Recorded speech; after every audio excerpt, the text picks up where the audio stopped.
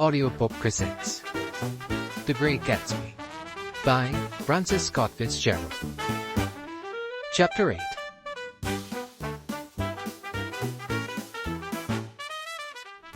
I couldn't sleep all night. The foghorn was groaning incessantly on the sound, and I tossed half sick between grotesque reality and savage, frightening dreams. Toward dawn, I heard a taxi go up Gatsby's drive, and immediately I jumped out of bed and began to dress. I felt that I had something to tell him, something to warn him about, and morning would be too late. Crossing his lawn, I saw that his front door was still open, and he was leaning against the table in the hall, heavy with dejection or sleep. "Nothing happened," he said warmly.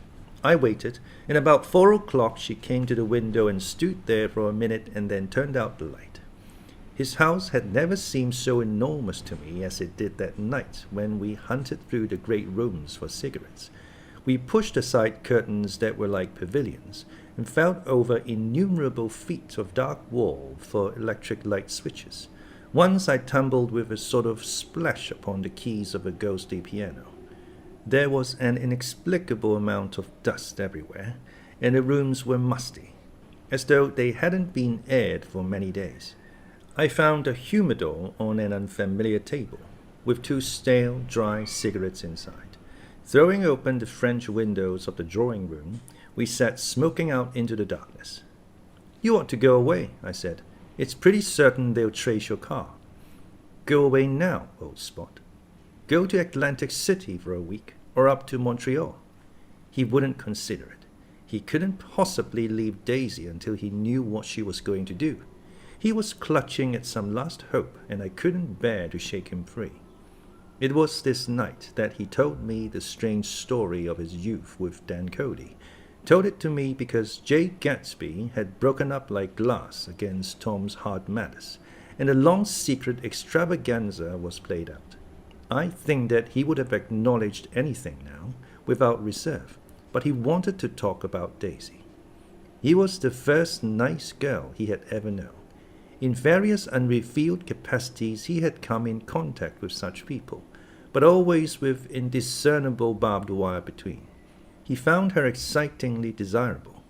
He went to her house, at first with other officers from Camp Taylor, then alone. It amazed him.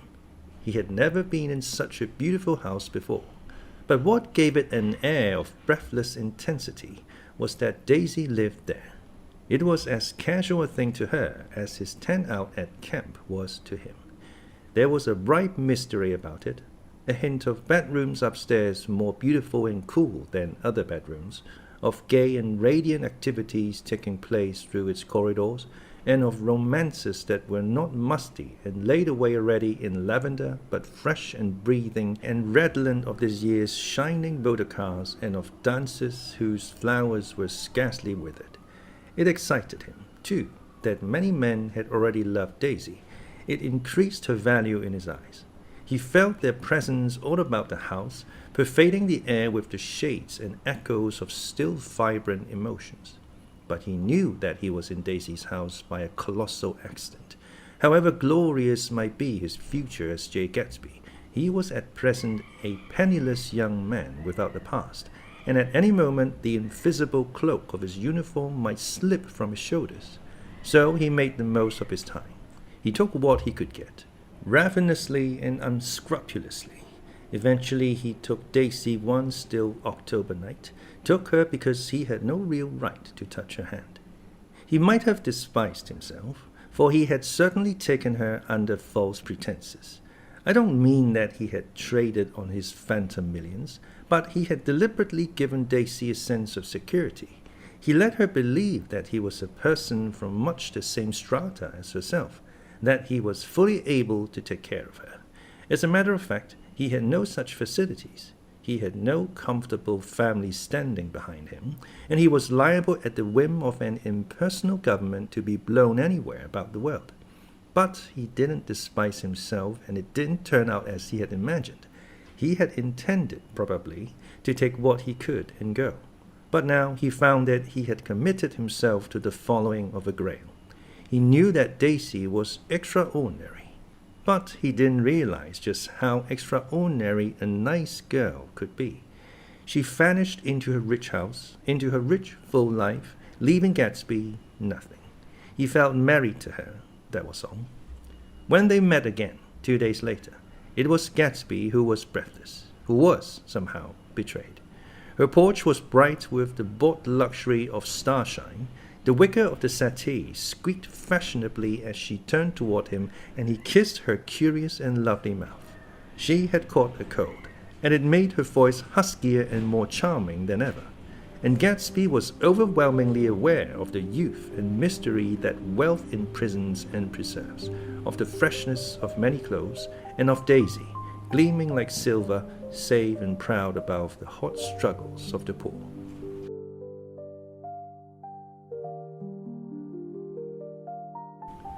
I can't describe to you how surprised I was to find out I loved her, old Spot. I even hoped for a while that she'd throw me over, but she didn't, because she was in love with me too.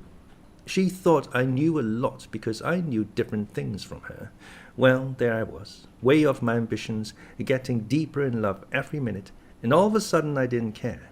What was the use of doing great things if I could have a better time telling her what I was going to do? On the last afternoon before he went abroad, he sat with Daisy in his arms for a long, silent time.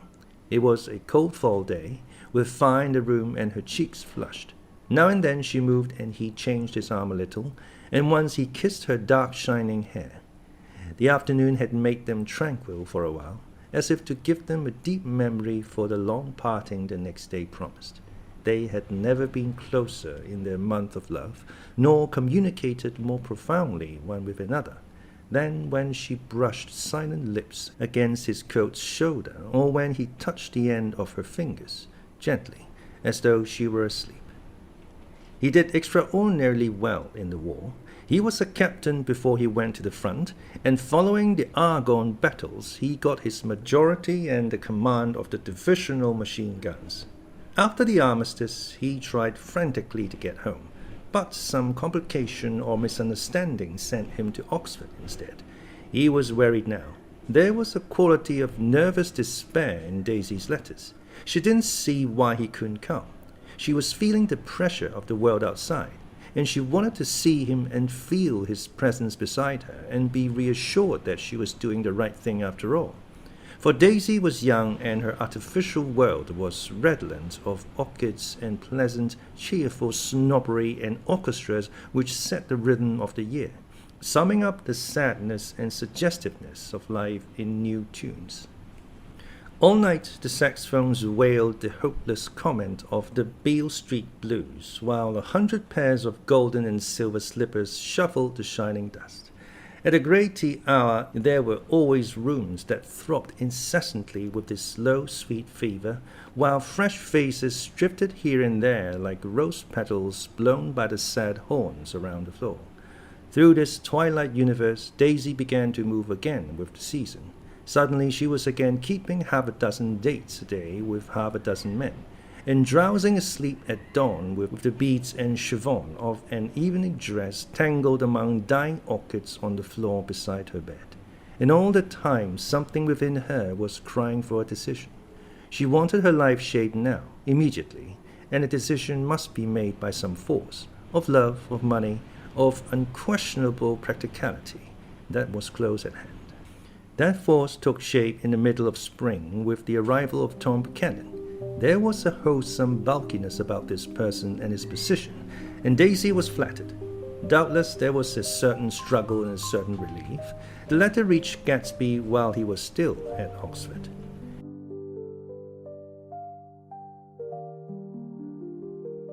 It was dawn now on Long Island, and we went about opening the rest of the windows downstairs, filling the house with grey-turning, gold-turning light. The shadow of a tree fell abruptly across the dew, and ghostly birds began to sing among the blue leaves. There was a slow, pleasant movement in the air, scarcely a wind, promising a cool, lovely day. I don't think she ever loved him. Gatsby turned around from a window and looked at me challengingly. You must remember, old Spot, she was very excited this afternoon. He told her those things in a way that frightened her. that made it look as if I was some kind of cheap shopper, and the result was she hardly knew what she was saying. He sat down gloomily. Of course she might have loved him just for a minute, when they were first married, and loved me more even then, do you see? Suddenly he came out with a curious remark. In any case, he said, it was just personal. What could you make of that, except to suspect some intensity in his conception of the affair that couldn't be measured? He came back from France when Tom and Daisy were still on their wedding trip, and made a miserable but irresistible journey to Louisville on the last of his army pay. He stayed there a week, walking the streets where the footsteps had clicked together through the November night, and revisiting the out-of-the-way places to which they had driven in her white car. Just as Daisy's house had always seemed to him more mysterious and gay than other houses, so his idea of the city itself, even though she was gone from it, was pervaded with a melancholy beauty. He left feeling that if he had searched harder, he might have found her, that he was leaving her behind. The day coach, he was penniless now, was hot. He went out to the open vestibule and sat down on a folding chair, and the station slid away and the backs of unfamiliar buildings moved by, then out into the spring fields, where a yellow trolley raced them for a minute with people in it who might once have seen the pale magic of her face along the casual street. The track curved, and now it was going away from the sun, which, as it sank lower, seemed to spread itself in benediction over the vanishing city where she had drawn her breath. He stretched out his hand desperately as if to snatch only a wisp of air, to save a fragment of the spot that she had made lovely for him. But it was all going by too fast now by his blurred eyes, and he knew that he had lost that part of it, the freshest and the best, forever. It was 9 o'clock when we finished breakfast and went out on the porch. The night had made a sharp difference in the weather, and there was an autumn flavor in the air. The gardener, the last one of Gatsby's former servants, came to the foot of the steps. "I'm going to drain the pool today, Mr. Gatsby. Leaves will start falling pretty soon, and then there's always trouble with the pipes." "Don't do it today," Gatsby answered. He turned to me apologetically. "You know, old spot, I've never used that pool all summer." I looked at my watch and stood up. 12 minutes to my train. I didn't want to go to the city. I wasn't worth a decent stroke of work, but it was more than that. I didn't want to leave Gatsby. I missed that train, and then another, before I could get myself away. "I'll call you up," I said finally. "Do, old spot. I'll call you about noon." We walked slowly down the steps. "I suppose Daisy will call too." He looked at me anxiously, as if he hoped I'd corroborate this. "I suppose so." "Well, goodbye." We shook hands and I started away. Just before I reached the hedge, I remembered something and turned around. "They're a rotten crowd," I shouted across the lawn. "You're worth the whole damn bunch put together." I've always been glad I said that. It was the only compliment I ever gave him, because I disapproved of him from beginning to end. First he nodded politely, and then his face broke into that radiant and understanding smile, as if we'd been in ecstatic cahoots on that fact all the time. His gorgeous pink wrap of a suit made a bright spot of color against the white steps, and I thought of the nights when I first came to his ancestral home 3 months before. The lawn and drive had been crowded with the faces of those who guessed at his corruption, and he had stood on those steps, concealing his incorruptible dream, as he waved them goodbye. I thanked him for his hospitality.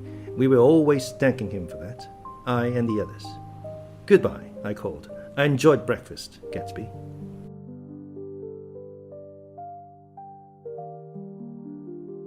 Up in the city, I tried for a while to list the quotations on an interminable amount of stock. Then I fell asleep in my swivel chair. Just before noon, the phone woke me, and I started up with sweat breaking out on my forehead. It was Jordan Baker.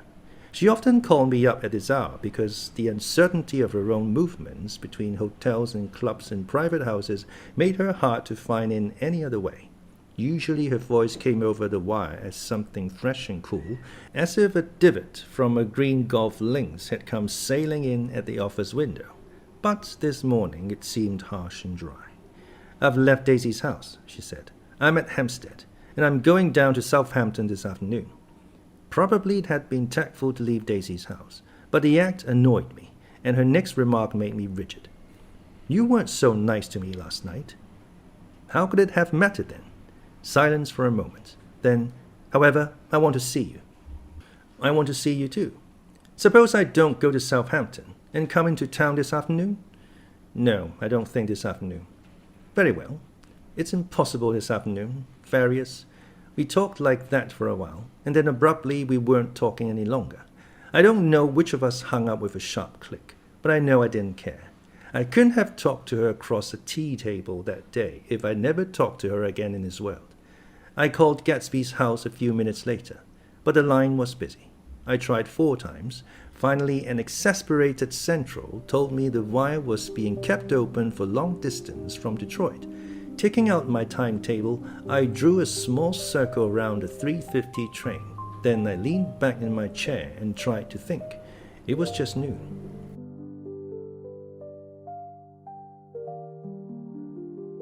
When I passed the ash heaps on the train that morning, I had crossed deliberately to the other side of the car. I suppose there'd be a curious crowd around there all day, with little boys searching for dark spots in the dust, and some garrulous man telling over and over what had happened, until it became less and less real even to him, and he could tell it no longer. And Myrtle Wilson's tragic achievement was forgotten. Now I want to go back a little and tell what happened at the garage after we left there the night before. They had difficulty in locating the sister, Catherine. She must have broken her rule against drinking that night, for when she arrived she was stupid with liquor and unable to understand that the ambulance had already gone to Flushing. When they convinced her of this, she immediately fainted, as if that was the intolerable part of the affair. Someone, kind of curious, took her in his car and drove her in the wake of her sister's body.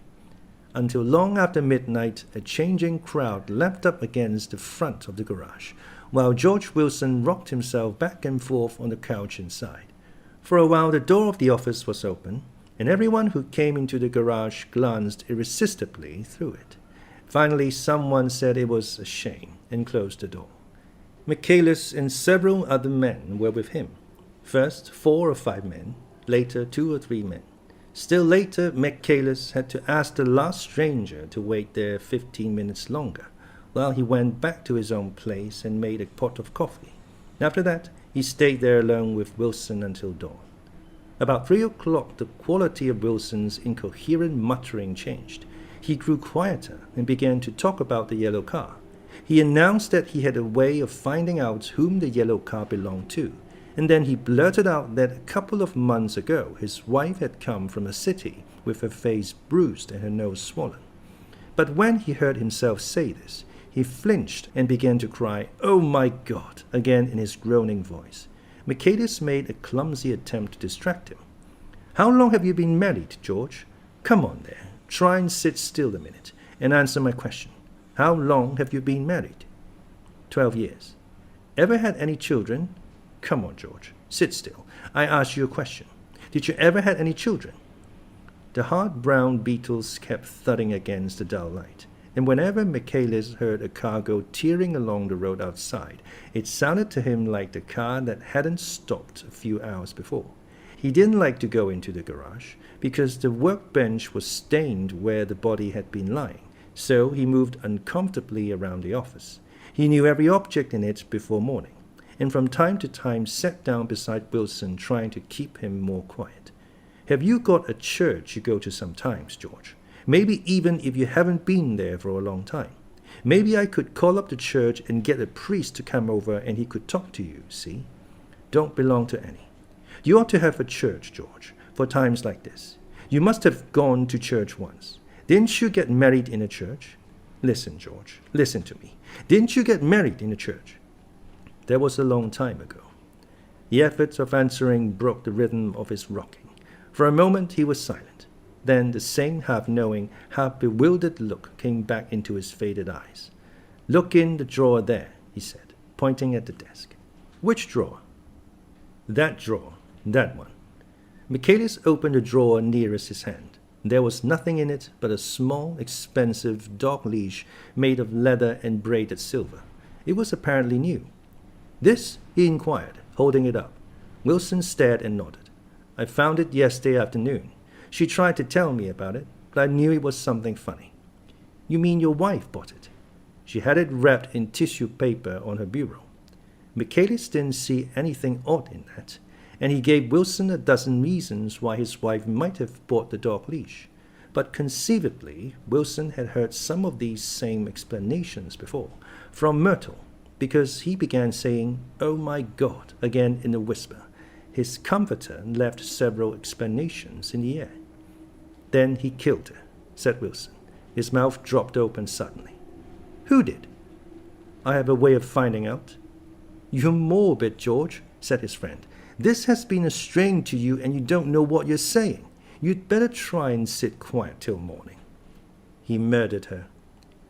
It was an accident, George. Wilson shook his head. His eyes narrowed and his mouth widened slightly with the ghost of a superior I know, he said definitely. I'm one of these trusting fellas and I don't think any harm to nobody. But when I get to know a thing, I know it. It was the man in that car. She ran out to speak to him and he wouldn't stop. Michaelis had seen this too, but it hadn't occurred to him that there was any special significance in it. He believed that Mrs. Wilson had been running away from her husband, rather than trying to stop any particular car. How could she have been like that? She's a deep one, said Wilson, as if that answered the question. Ah. He began to rock again, and Michaelis stood twisting the leash in his hand. Maybe you got some friend that I could telephone for, George. This was a forlorn hope. He was almost sure that Wilson had no friend. There was not enough of him for his wife. He was glad a little later when he noticed a change in the room, a blue quickening by the window, and realized that dawn wasn't far off. About 5 o'clock it was blue enough outside to snap off the light. Wilson's glazed eyes turned out to the ash heaps, where small grey clouds took on fantastic shapes and scurried here and there in the faint dawn wind. I spoke to her, he muttered, after a long silence. I told her she might fool me, but she couldn't fool God. I took her to the window. With an effort he got up and walked to the rear window and leaned with his face pressed against it. And I said, God knows what you've been doing.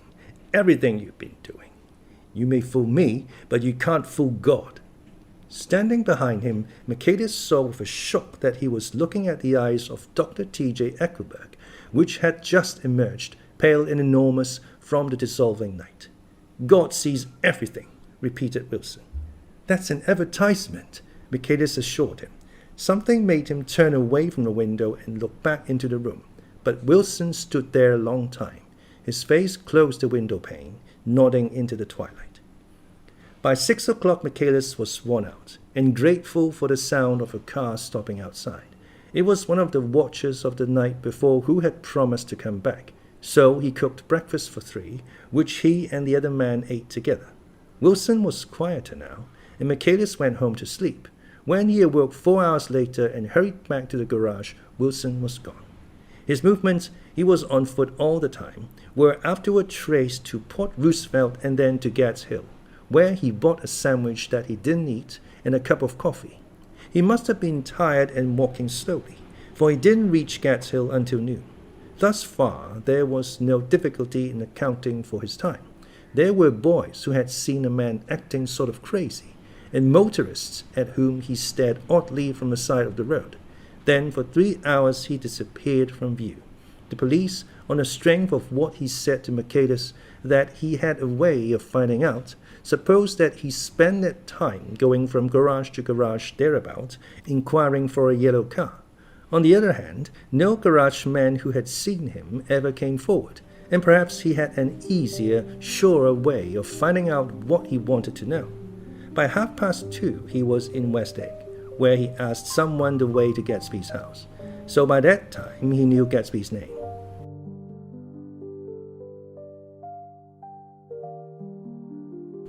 At 2 o'clock Gatsby put on his bathing suit and left word with the butler that if anyone phoned, word was to be brought to him at the pool. He stopped at the garage for a pneumatic mattress that had amused his guests during the summer, and the chauffeur helped him to pump it up. Then he gave instructions that the open car wasn't to be taken out under any circumstances, and this was strange because the front right fender needed repair. Gatsby shouldered the mattress and started for the pool. Once he stopped and shifted it a little, and the chauffeur asked him if he needed help, but he shook his head and in a moment disappeared among the yellowing trees. No telephone message arrived, but the butler went without his sleep and waited for it until 4 o'clock, until long after there was anyone to give it to if it came. I have an idea that Gatsby himself didn't believe it would come, and perhaps he no longer cared. If that was true, he must have felt that he had lost the old warm world, paid a high price for living too long with a single dream. He must have looked up at an unfamiliar sky through frightening leaves and shivered as he found what a grotesque thing a rose is, and how raw the sunlight was upon the scarcely created grass. A new world, material without being real, where poor ghosts, breathing dreams like air, drifted fortuitously about, like that ashen, fantastic figure gliding toward him through the amorphous trees. The chauffeur, he was one of Wolfsheim's protégés, heard the shots.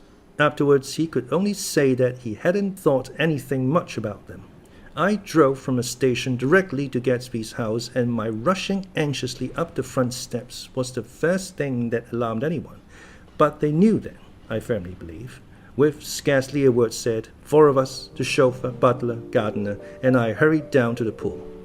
There was a faint, barely perceptible movement of the water as the fresh flow from one end urged its way toward the drain at the other. With little ripples that were hardly the shadows of waves, the laden mattress moved irregularly down the pool. A small gust of wind that scarcely corrugated the surface was enough to disturb its accidental course with its accidental burden. The touch of a cluster of leaves revolved it slowly, tracing, like the leg of a transit, a thin red circle in the water. It was after we started with Gatsby toward the house that the gardener saw Wilson's body a little way off in the grass, and the Holocaust was complete.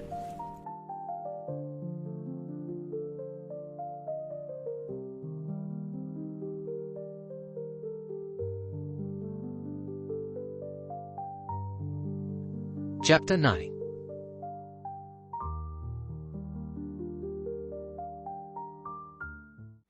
After 2 years, I remember the rest of that day, and that night and the next day, only as an endless drill of police and photographers and newspapermen in and out of Gatsby's front door. A rope stretched across the main gate, and a policeman by it kept out the curious, but little boys soon discovered that they could enter through my yard, and there were always a few of them clustered open-mouthed about the pool. Someone with a positive manner, perhaps a detective, used the expression madman as he bent over Wilson's body that afternoon, and the adventitious authority of his voice set the key for the newspaper reports next morning. Most of those reports were a nightmare, grotesque, circumstantial, eager, and untrue. When Michaela's testimony at the inquest brought to light Wilson's suspicions of his wife, I thought the whole tale would shortly be served up in racy pasquinade. But Catherine, who might have said anything, didn't say a word. She showed a surprising amount of character about it too. Looked at the coroner with determined eyes under that corrected brow of hers, and swore that her sister had never seen Gatsby, that her sister was completely happy with her husband, that her sister had been into no mischief whatever. She convinced herself of it, and cried into her handkerchief, as if the very suggestion was more than she could endure.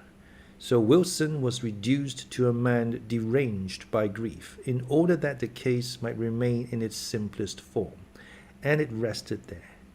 But all this part of it seemed remote and unessential. I found myself on Gatsby's side, and alone. From the moment I telephoned news of the catastrophe to West Egg Village, every surmise about him, and every practical question was referred to me. At first I was surprised and confused. Then, as he lay in his house and didn't move or breathe or speak, hour upon hour, it grew upon me that I was responsible, because no one else was interested. Interested, I mean, with that intense personal interest to which everyone has some vague right at the end. I called up Daisy half an hour after we found him, called her instinctively and without hesitation, but she and Tom had gone away early that afternoon and taken baggage with them. Left no address? No. Say when they'd be back? No. Any idea where they are? How I could reach them? I don't know. Can't say. I wanted to get somebody for him. I wanted to go into the room where he lay and reassure him. I'll get somebody for you, Gatsby. Don't worry. Just trust me and I'll get somebody for you. Mayor Wolfsheim's name wasn't in the phone book. The butler gave me his office address on Broadway, and I called information. But by the time I had the number, it was long after 5, and no one answered the phone. Will you ring again? I've rung 3 times. It's very important. Sorry, I'm afraid no one's there. I went back to the drawing room and thought for an instant that they were chance visitors, all these official people who suddenly filled it. But though they drew back the sheet and looked at Gatsby with shocked eyes, his protest continued in my brain. Look here, old spot, you've got to get somebody for me.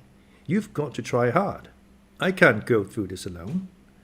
Someone started to ask me questions, but I broke away and going upstairs looked hastily through the unlocked parts of his desk. He'd never told me definitely that his parents were dead, but there was nothing, only the picture of Dan Cody, a token of forgotten violence, staring down from the wall. Next morning I sent the butler to New York with a letter to Wolfsheim, which asked for information and urged him to come out on the next train. That request seemed superfluous when I wrote it. I was sure he'd start when he saw the newspapers, just as I was sure there would be a wire from Daisy before noon. But neither a wire nor Mr. Wolfsheim arrived. No one arrived except more police and photographers and newspaper men. When the butler brought back Wolfsheim's answer, I began to have a feeling of defiance, of scornful solidarity between Gatsby and me against them all. Dear Mr. Carraway, this has been one of the most terrible shocks of my life to me. I hardly can believe it that it is true at all. Such a mad act as that man did should make us all think. I cannot come down now, as I am tied up in some very important business and cannot get mixed up in this thing now. If there is anything I can do a little later, let me know in a letter by Edgar. I hardly know where I am when I hear about a thing like this, and am completely knocked down and out. Yours truly, Mayor Wolfsheim. And then hasty addenda beneath. Let me know about the funeral, etc. Do not know his family at all. When the phone rang that afternoon, and long distance said Chicago was calling, I thought this would be Daisy at last. But the connection came through as a man's voice, very thin and far away. This is Slagle speaking. Yes, the name was unfamiliar. Hell of a note, isn't it? Get my wire? There haven't been any wires. Young Park's in trouble, he said rapidly. They picked him up when he handed the bonds over the counter. They got a circular from New York giving them numbers just 5 minutes before. What do you know about that, hey? You never can tell in these hick towns. Hello, I interrupted breathlessly. Look here, this isn't Mr. Gatsby. Mr. Gatsby's dead. There was a long silence on the other end of the wire, followed by an exclamation. Then a quick squawk as the connection was broken. I think it was on the 3rd day that a telegram signed Henry C. Gatz arrived from a town in Minnesota. It said only that the sender was leaving immediately and to postpone the funeral until he came. It was Gatsby's father, a solemn old man, very helpless and dismayed, bundled up in a long cheap ulster against a warm September day. His eyes leaked continuously with excitement, and when I took the bag and umbrella from his hands, he began to pull so incessantly at his sparse grey beard that I had difficulty in getting off his coat. He was on the point of collapse, so I took him into the music room and made him sit down while I sent for something to eat. But he wouldn't eat, and a glass of milk spilled from his trembling hand. I saw it in the Chicago newspaper, he said. It was all in the Chicago newspaper. I started right away. I didn't know how to reach you. His eyes, seeing nothing, moved ceaselessly about the room. "It was a madman," he said. "He must have been mad." "Wouldn't you like some coffee?" I urged him. "I don't want anything. I'm all right now. Mr. Carraway." "Well, I'm all right now. Where have they got Jimmy?" I took him into the drawing room, where his son lay, and left him there. Some little boys had come up on the steps and were looking into the hall. When I told them who had arrived, they went reluctantly away. After a little while, Mr. Getz opened the door and came out, his mouth ajar, his face flushed slightly, his eyes leaking isolated and unpunctual tears. He had reached an age where death no longer has the quality of ghastly surprise, and when he looked around him now for the first time and saw the height and splendor of the hall and the great rooms opening out from it into other rooms, his grief began to be mixed with an awed pride. I helped him to a bedroom upstairs. While he took off his coat and vest, I told him that all arrangements had been deferred until he came. "I didn't know what you'd want, Mr. Gatsby." "Getz is my name." "Mr. Getz, I thought you might want to take the body west." He shook his head. "Jimmy always liked it better down east." He rose up to his position in the east. "Were you a friend of my boys, Mr. We were close friends. He had a big future before him, you know. He was only a young man, but he had a lot of brain power here." He touched his head impressively, and I nodded. "If he'd have lived, he'd have been a great man. A man like James J. Hill. He'd have helped build up the country." "That's true," I said, uncomfortably. He fumbled at the embroidered coverlet, trying to take it from the bed, and lay down stiffly, was instantly asleep. That night an obviously frightened person called up, and demanded to know who I was before he would give his name. "This is Mr. Carraway," I said. "Oh," he sounded relieved. "This is Clip Springer." I was relieved too, for that seemed to promise another friend at Gatsby's grave. I didn't want it to be in the papers and draw a sightseeing crowd, so I'd been calling up a few people myself. They were hard to find. "The funeral's tomorrow," I said. 3 o'clock, here at the house. I wish you'd tell anybody who'd be interested." "Oh, I will," he broke out hastily. "Of course I'm not likely to see anybody, but if I do." His tone made me suspicious. "Of course you'll be there yourself." "Well, I'll certainly try. What I called up about is—" "Wait a minute," I interrupted. "How about saying you'll come?" "Well, the fact is, the truth of the matter is that I'm staying with some people up here in Greenwich, and they rather expect me to be with them tomorrow. In fact, there's a sort of picnic or something. Of course, I'll do my best to get away." I ejaculated an unrestrained "huh," and he must have heard me, for he went on nervously. "What I called up about was a pair of shoes I left there. I wonder if it'd be too much trouble to have the butler send them on. You see, they're tennis shoes, and I'm sort of helpless without them. My address is care of B.F. I didn't hear the rest of the name, because I hung up the receiver. After that, I felt a certain shame for Gatsby. One gentleman to whom I telephoned implied that he had got what he deserved. However, that was my fault, for he was one of those who used to sneer most bitterly at Gatsby on the courage of Gatsby's liquor, and I should have known better than to call him. The morning of the funeral, I went up to New York to see Mayor Wolfsheim. I couldn't seem to reach him any other way. The door that I pushed open, on the advice of an elevator boy, was marked the Swastika Holding Company, and at first there didn't seem to be anyone inside. But when I'd shouted hello several times in vain, an argument broke out behind a partition, and presently a lovely Jewess appeared at an interior door and scrutinized me with black hostile eyes. "Nobody's in," she said. "Mr. Wolfsheim's gone to Chicago." The first part of this was obviously untrue, for someone had begun to whistle the Rosary tunelessly inside. "Please say that Mr. Carraway wants to see him. I can't get him back from Chicago, can I?" At this moment a voice, unmistakably Wolfsheim's, called "Stella" from the other side of the door. "Leave your name on the desk," she said quickly. "I'll give it to him when he gets back. But I know he's there." She took a step toward me and began to slide her hands indignantly up and down her hips. "You young men think you can force your way in here any time. she scolded. "We're getting sick and tired of it. When I say he's in Chicago, he's in Chicago."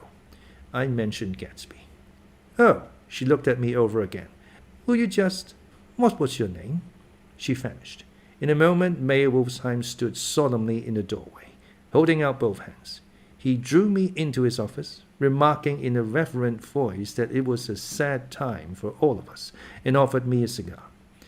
"My memory goes back to when first I met him," he said.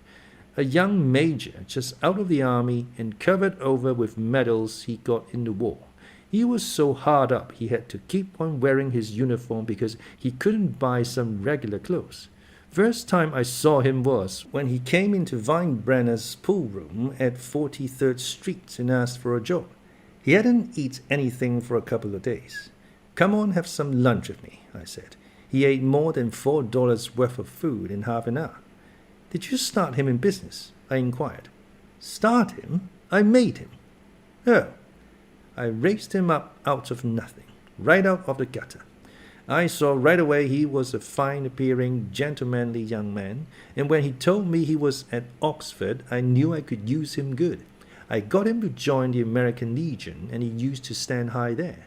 Right off, he did some work for a client of mine up to Albany.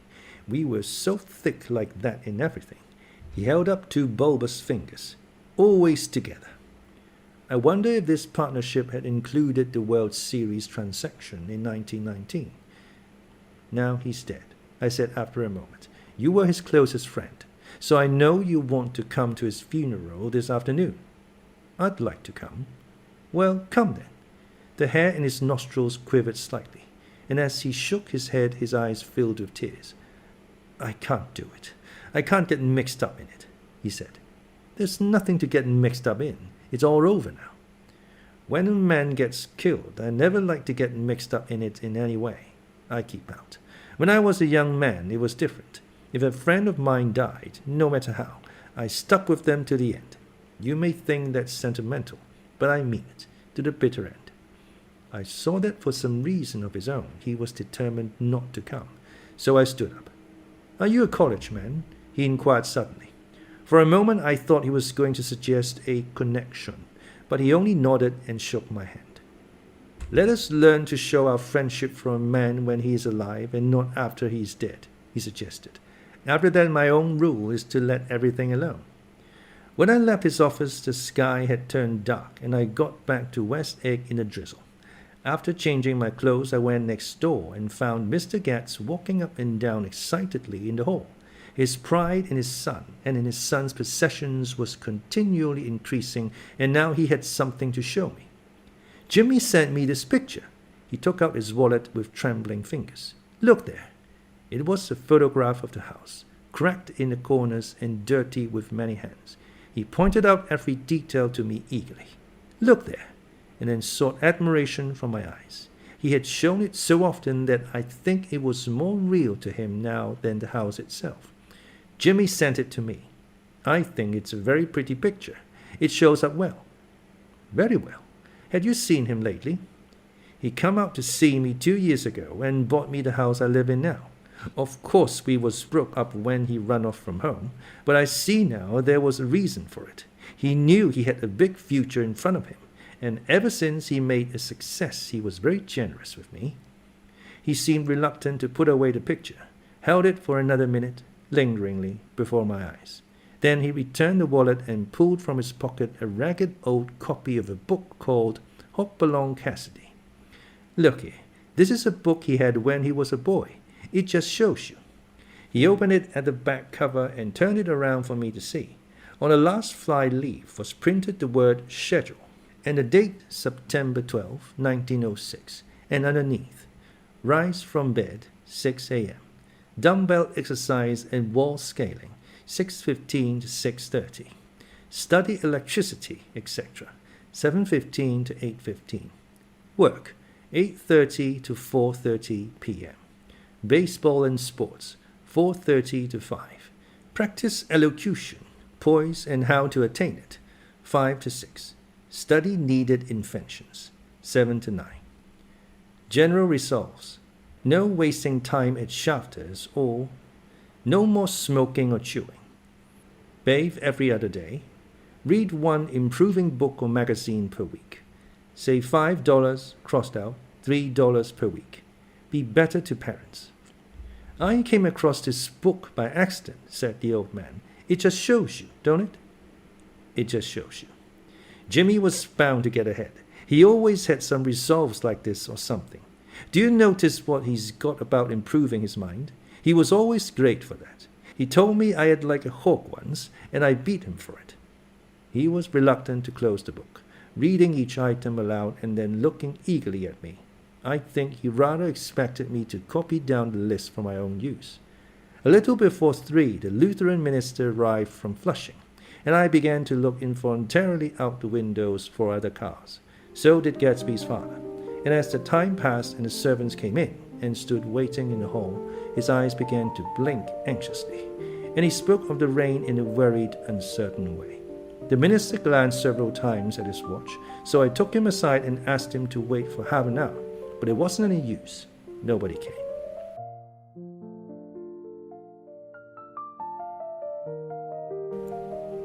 About 5 o'clock, our procession of 3 cars reached the cemetery and stopped in a thick drizzle beside the gate. First a motor hearse, horribly black and wet, then Mr. Gatz and the minister and me in the limousine, and a little later 4 or 5 servants and a postman from West Egg in Gatsby's station wagon, all wet to the skin. As we started through the gate into the cemetery, I heard a car stop and then the sound of someone splashing after us over the soggy ground. I looked around. It was the man with owl-eyed glasses whom I had found marveling over Gatsby's books in the library one night 3 months before. I've never seen him since then. I don't know how he knew about the funeral or even his name. The rain poured down his thick glasses, and he took them off and wiped them to see the protecting canvas unrolled from Gatsby's grave. I tried to think about Gatsby then for a moment, but he was already too far away, and I could only remember, without resentment, that Daisy hadn't sent a message or a flower. Dimly I heard someone murmur, "Blessed are the dead that the rain falls on." And then the owl-eyed man said, "Amen to that," in a brave voice. We straggled down quickly through the rain to the cars. Owl Eyes spoke to me by the gate. "I couldn't get to the house," he remarked. "Neither could anybody else." "Go on," he started. "Why, my God, they used to go there by the hundreds."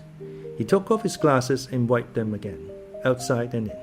"The poor son of a bitch," he said.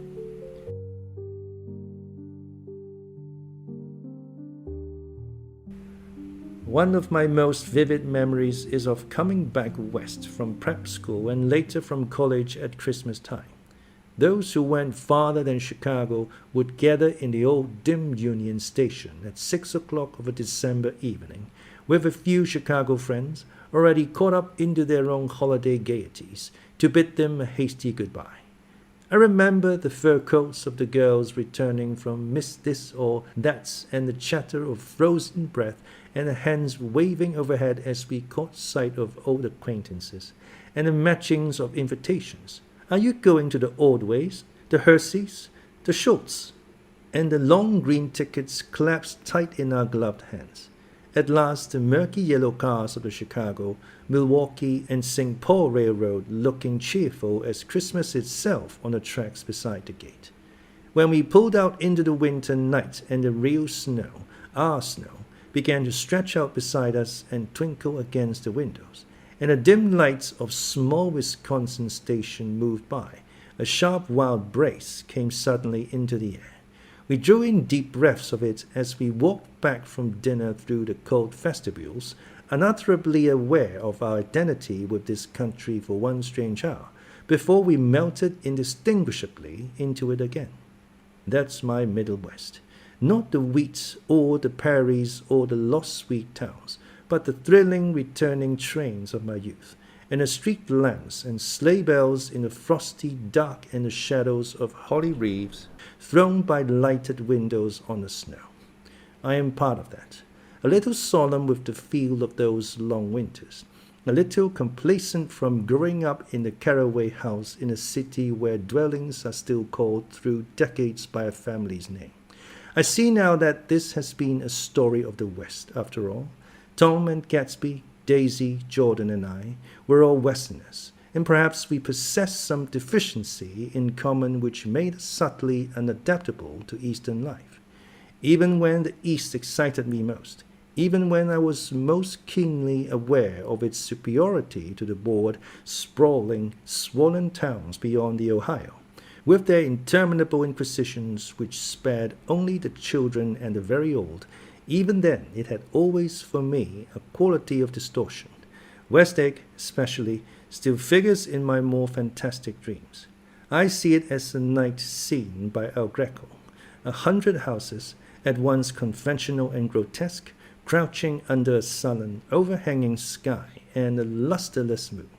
In the foreground, 4 solemn men in dress suits are walking along the sidewalk with a stretcher on which lies a drunken woman in a white evening dress.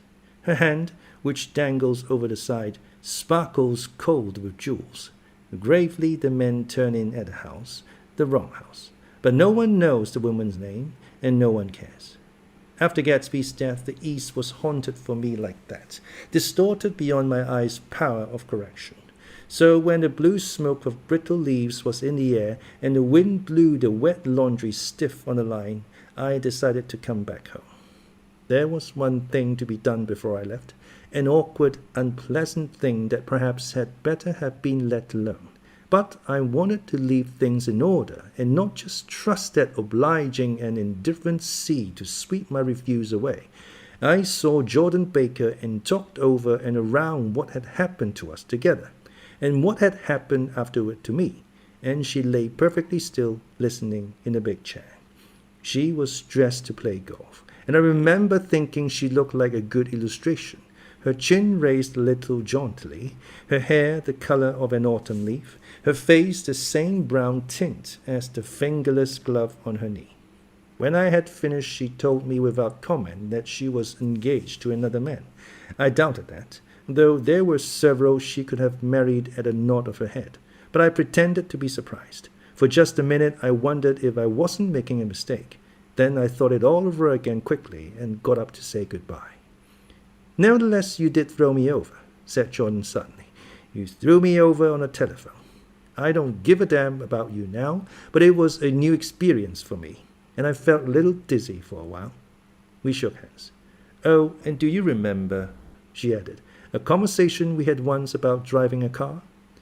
"Why, not exactly. You said a bad driver was only safe until she met another bad driver." "Well, I met another bad driver, didn't I? I mean, it was careless of me to make such a wrong guess. I thought you were rather an honest, straightforward person. I thought it was your secret pride." "I'm 30, I said. "I'm 5 years too old to lie to myself and call it honor." She didn't answer. Angry and half in love with her, and tremendously sorry, I turned away.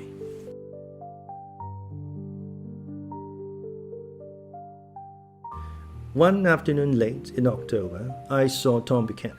He was walking ahead of me along Fifth Avenue in his alert, aggressive way, his hands out a little from his body as if to fight off interference, his head moving sharply here and there, adapting itself to his restless eyes.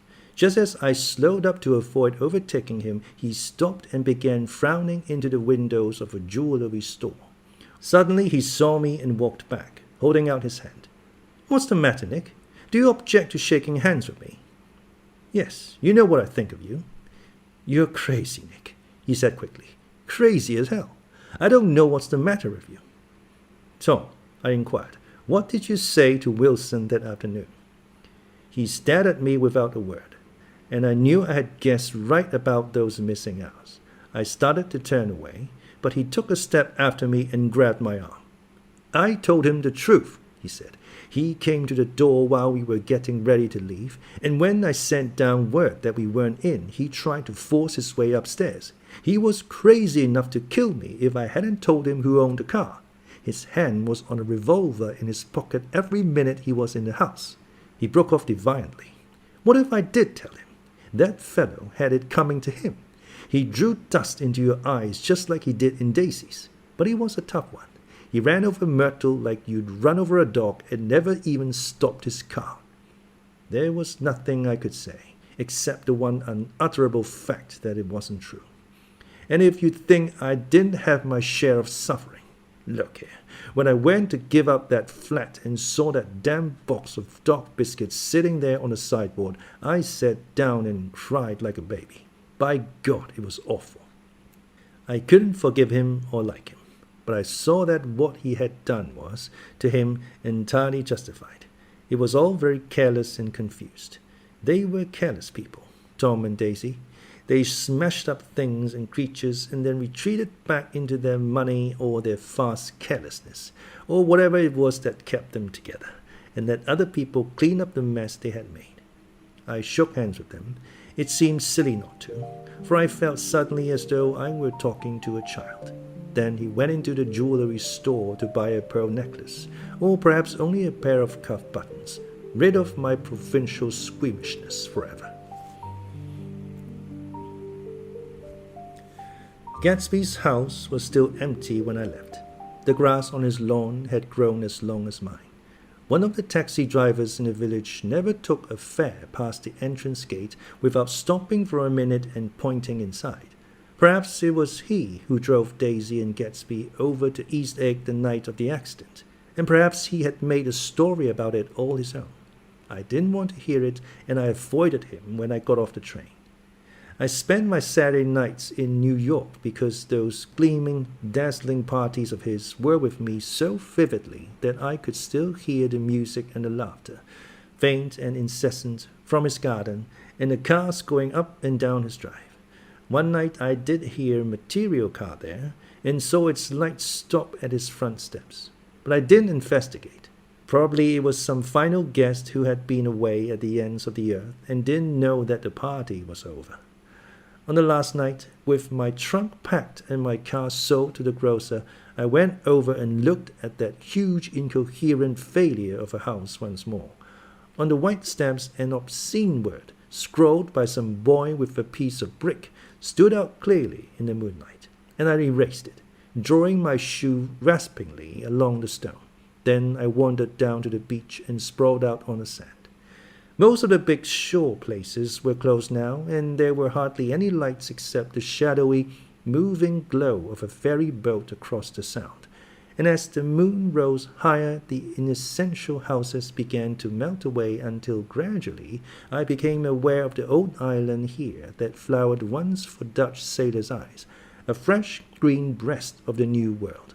Its vanished trees, the trees that had made way for Gatsby's house, had once pandered in whispers to the last and greatest of all human dreams. For a transitory, enchanted moment, man must have held his breath in the presence of this continent, compelled into an aesthetic contemplation he neither understood nor desired, face to face for the last time in history with something commensurate to his capacity for wonder. And as I sat there brooding on the old unknown world, I thought of Gatsby's wonder when he first picked out the green lights at the end of Daisy's dock. He had come a long way to this blue lawn, and his dream must have seemed so close that he could hardly fail to grasp it. He did not know that it was already behind him, somewhere back in that vast obscurity beyond the city, where the dark fields of the Republic rolled on under the night. Gatsby believed in the green light, the orgastic future that year by year recedes before us. It eludes us then, but that's no matter. Tomorrow we will run faster, stretch out our arms further, and one fine morning, so we beat on, boats against the current, borne back ceaselessly into the past.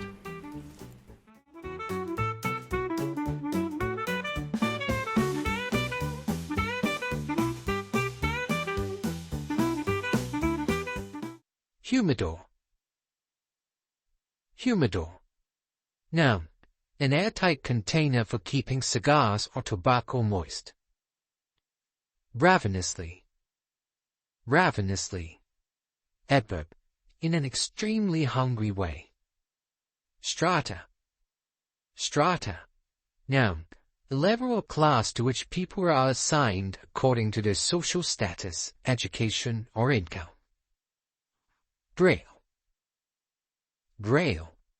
Noun, a thing that is eagerly pursued or sought after. Sharper. Sharper. Noun, a swindler, especially at cards. In cahoots. In cahoots. Colluding or conspiring together secretly. Divot. Divot. Noun, a piece of turf cut out of the ground by a golf club in making a stroke or by a sports player's boot. Exasperated.